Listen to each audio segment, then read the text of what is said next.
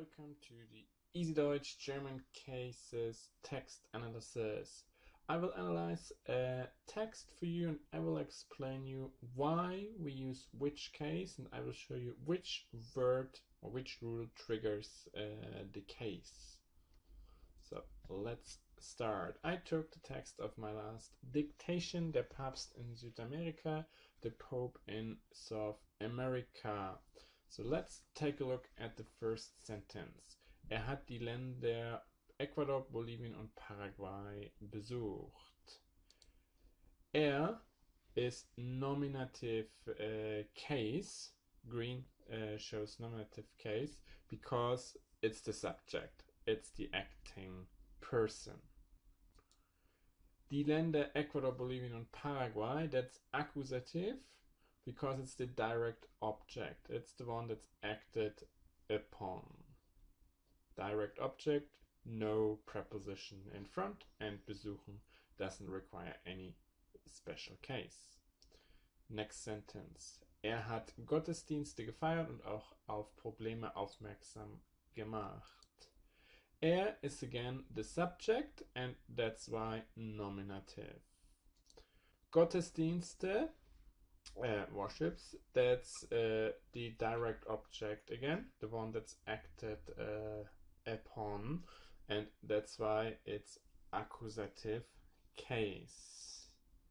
Auf Probleme is also accusative case.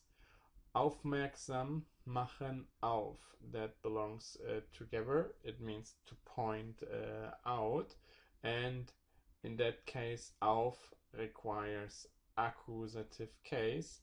Remember, auf is one of the changing prepositions, so it's not the 100% rule that applies here, but you can see it as a direct or as a kind of direct object as well.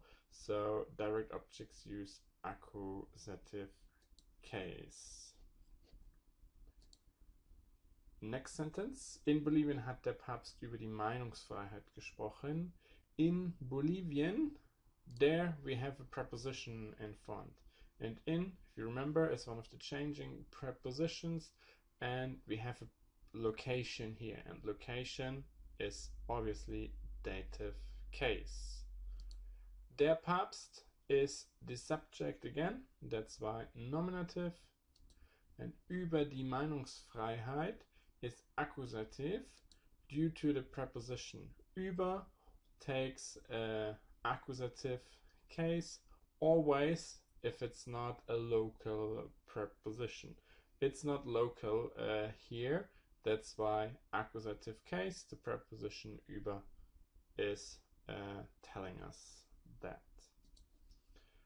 Next sentence. Also darüber, dass jeder Mensch frei sagen darf, was denkt. Jeder Mensch is the subject in this sentence, and that's why nominative case. The same it's the subject of the second part of the sentence, so nominative case. Außerdem hat Religionsfreiheit gefordert. Is the subject again, and nominative case.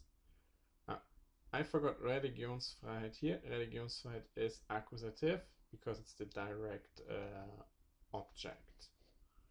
And das bedeutet subject, so nominative case. Jeder Mensch darf sich seine Religion selbst aussuchen und glauben oder nicht glauben, woran er will. Jeder Mensch is the subject, here again, the acting person, nominative case. Sich, it's a reflexive pronoun here, and if we have the reflexive pronoun together with a second object, the reflexive pronoun is always dative case because it's the indirect object, the one that is receiving something. Seine Religion is the second object, and so the direct object one, the one that is used for the action, the one that's acted upon. Seine Religion, his religion. And is the subject, again with the second part of the sentence. So let's take a look at the second part of the text. Der Papst möchte, dass Familien stärker unterstützt werden. Der Papst is the subject of this part of the sentence. The subject of möchte, so nominative case.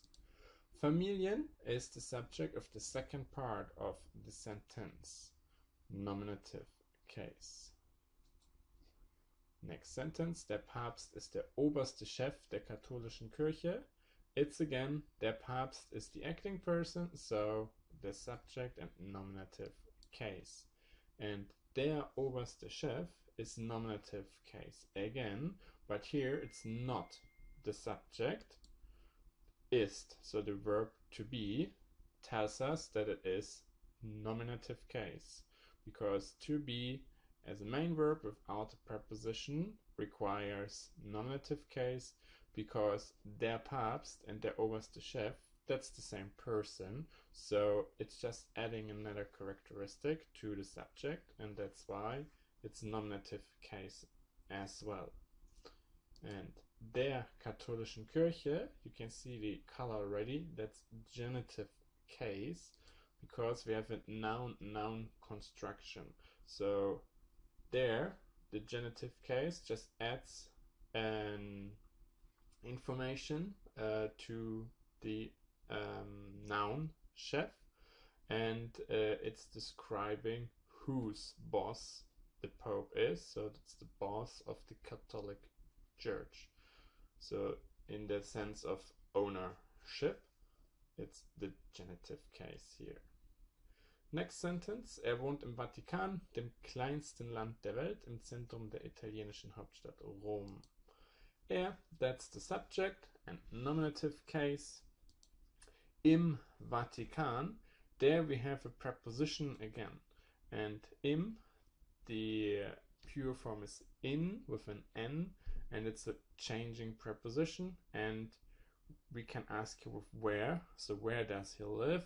In the Vatican state, so it's a position, and that's why dative case, and it goes in dem, goes to im.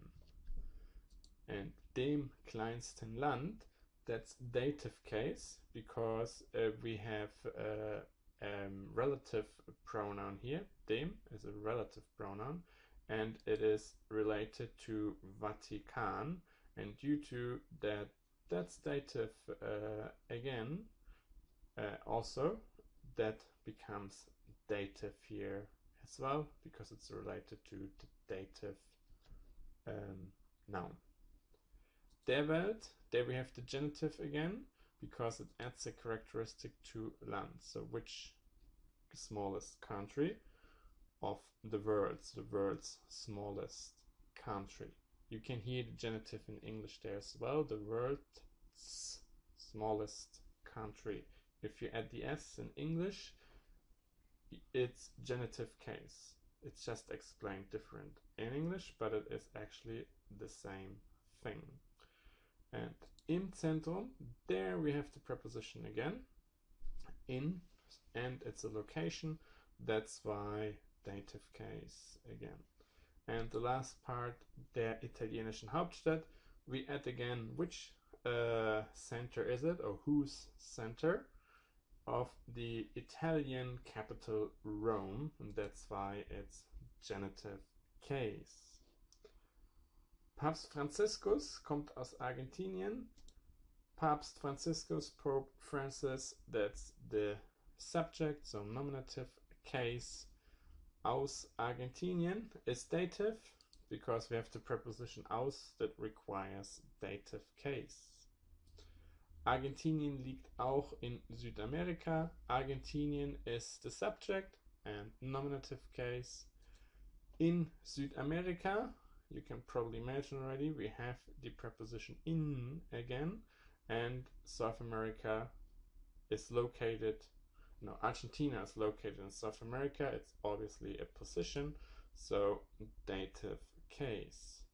And the last sentence, zu den Gottesdiensten sind viele 100.000 Menschen gekommen. Zu den Gottesdiensten, dative case, because of the preposition zu. Zu requires dative case always. That's why dative case here. And viele 100,000 Menschen, that's the subject, that are the acting persons. That's why nominative case. I hope I could help you with this short case analysis. If you click on the link in the video right now, you can go to my second case analysis. It's a little bit more difficult text, or just watch the dictation of this text to train a little bit your writing and your listening comprehension. Thanks for watching. Vielen Dank fürs Zuschauen. Bis zum nächsten Mal.